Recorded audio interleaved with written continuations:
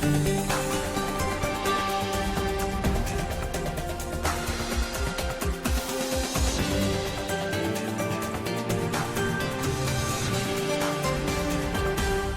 is our host, Tian Wei. Hello and welcome to World Insight with me, Tian Wei. Let's begin today's program with word from a meeting of senior Chinese and U.S. officials in Switzerland. China and the U.S. agreed to take action to bring bilateral relations, quote, back to the right track of sound and steady development. The consensus was reached between Yang Jiechi, a member of the Politburo of the Communist Party of China Central Committee, and the U.S. National Security Advisor Jake Sullivan. The two sides had a comprehensive and in-depth exchange of views on bilateral relations as well as international and regional issues of common concern. The meeting was described as, quote, constructive and conducive to enhancing mutual understanding. Yang from the Chinese side doubled down on China's position on many issues, including Taiwan, Hong Kong, and the South China Sea, and both sides agreed to properly manage their differences. Could this constructive meeting be taken as a sign of warming China-U.S. ties, or is it too early to reach that conclusion? Let's ask our panelists from China and the U.S.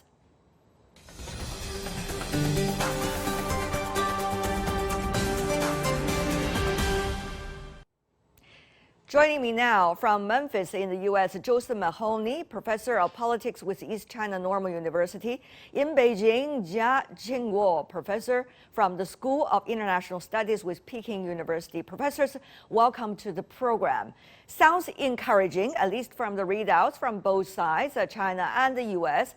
And there's one concrete result, likely virtual meeting of the two leaders, China and the U.S., two presidents, before the end of the year. No concrete yet result about the timing, about the content, and about exactly what would make of that meeting. But to you, Professor Jia, what does that mean?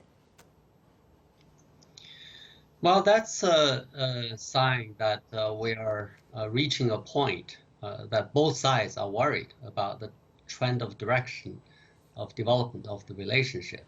I think it's time both sides realize it's time to sit down and talk to each other and exchange views as to how to manage our differences and at the same time try to work together in areas of shared interests.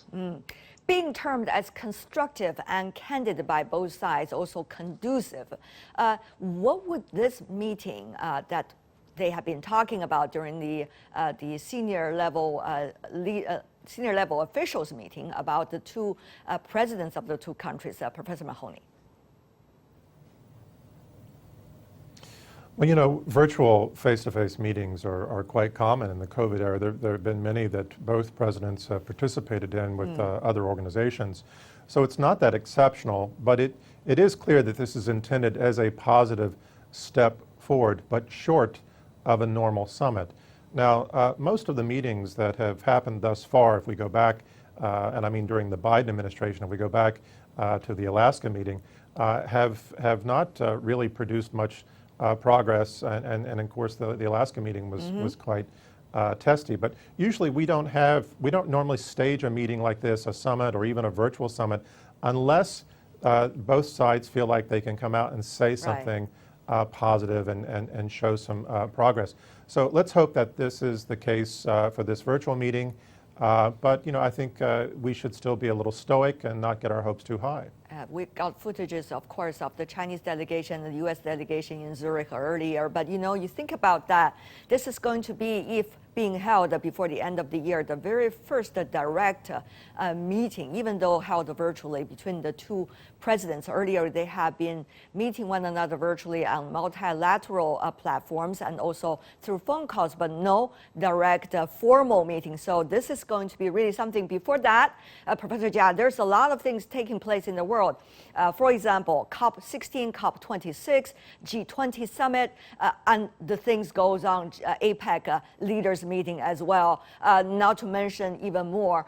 So Professor Jia, what would all of this mean leading up to the eventual virtual conference between the two sides?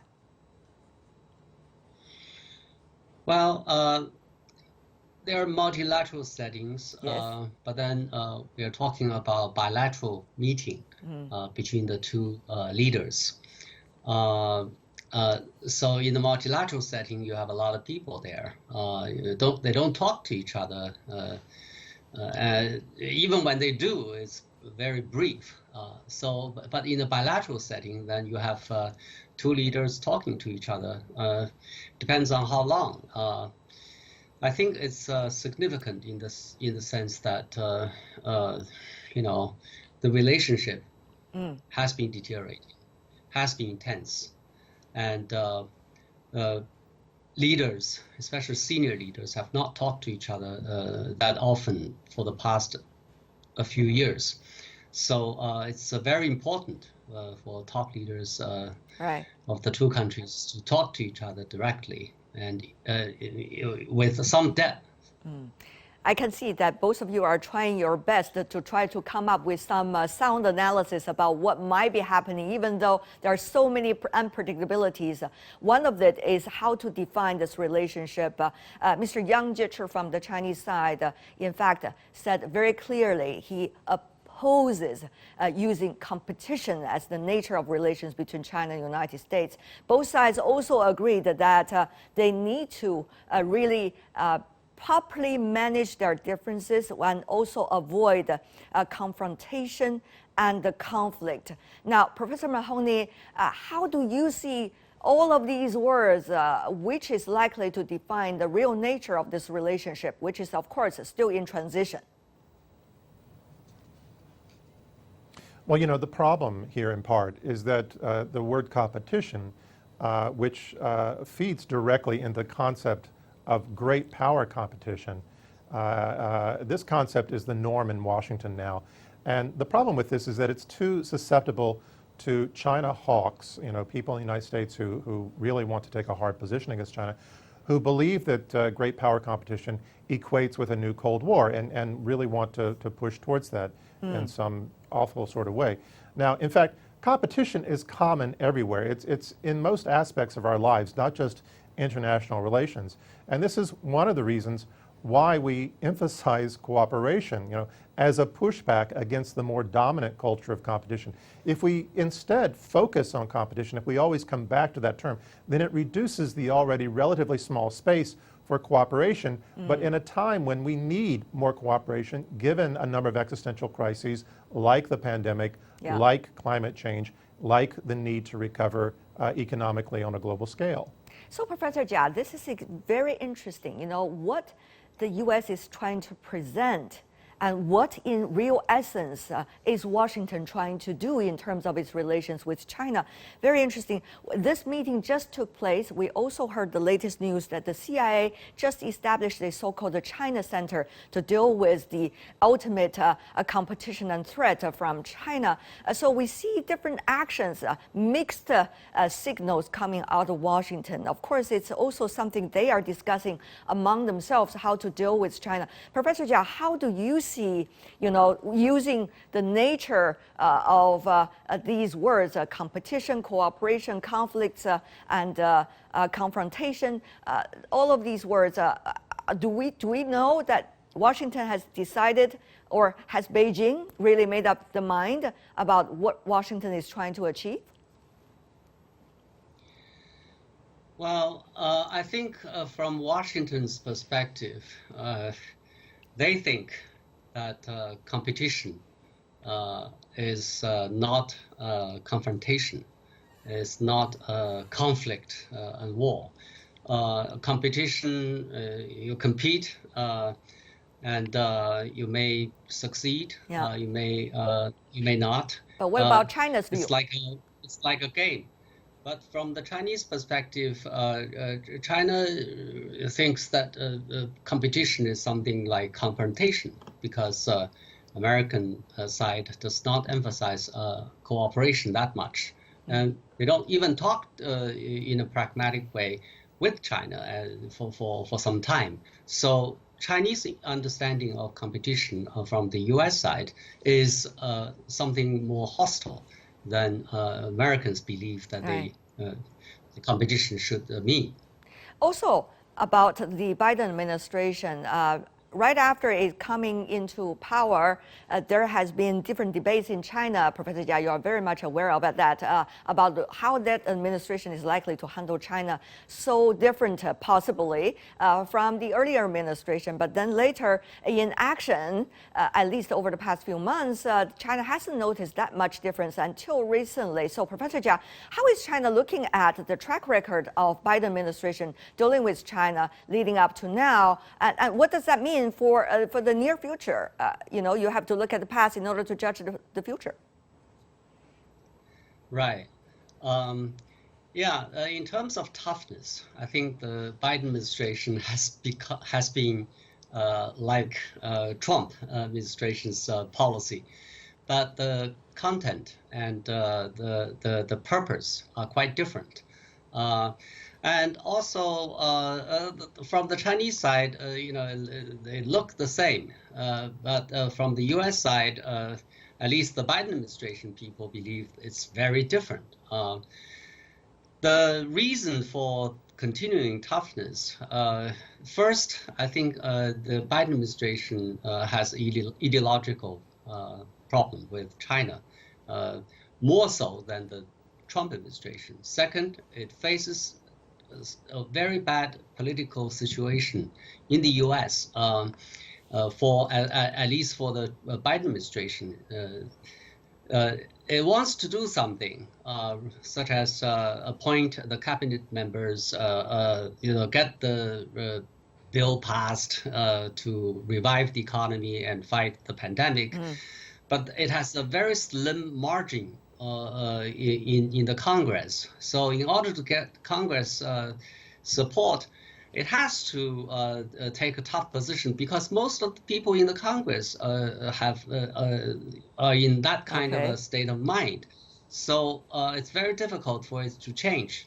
But now I think they see the relationship is in a terrible state, and also if not handled well, we may end up into a military conflict and even war because of the situation in the South China Sea and Taiwan. Right. So they're worried. And the economy also, you need work. So what does that mean for China? I mean, it might be interesting to understand their actions in one way or another, but what does that mean for China? Very briefly from you, Professor Jia, before I move on to the next speaker. Well, China has been reaching out, actually, especially in the initial period of the Biden administration, to the U.S. side and try to be friendly and seek cooperation. But then it was cold-shouldered. So I think so China, took this position of patience. So we wait until the moment. All right. We don't know what's going to happen. We'll probably have to wait and see. Professor Mahoney, since our time is very limited, go to you also a question. So do you see the latest apparent warming up a little bit, at least in terms of communication between the two sides, particularly from Washington? Is it more a strategic shift or transition?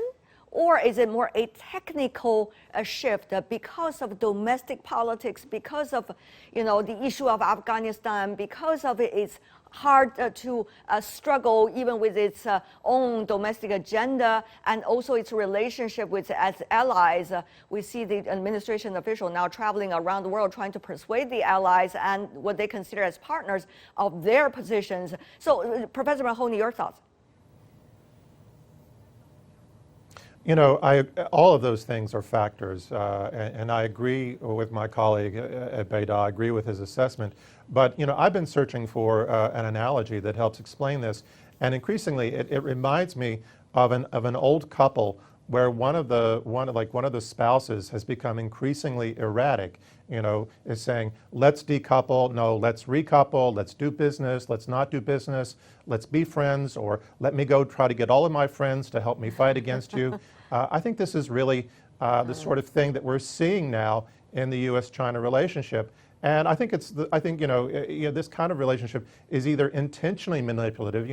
We keep getting optimistic whenever the U.S. starts to show some responsibility, starts to show something positive. We overinvest ourselves in that emotionally, and we sort of ignore all the incredible negative things that have happened over the last 2 or 3 years. So this is either being intentionally manipulative, or Washington has simply lost its way or lost its mind because of all the complications that we're currently seeing. So I think that Beijing is increasingly coming to this rather sober position that they don't need to invest themselves too emotionally. Don't need to allow themselves to be distracted too much. And here I recall the old idiom from Deng Xiaoping, crossing the river by feeling the stones. This is really, I think, the right sort of way of thinking about it now, that every step now is slippery. But if we move cautiously, if we don't become too excited, if we don't allow ourselves to be sucked into Washington's craziness, then maybe we'll all make it safely across the river.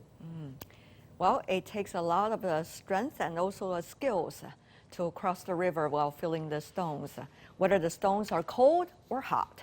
Thank you so much, both of you gentlemen, for joining us and giving us more insights in the latest development between China and the United States. Joseph Mahoney, Jia Qingguo, really appreciate it. Have a great evening, both of you.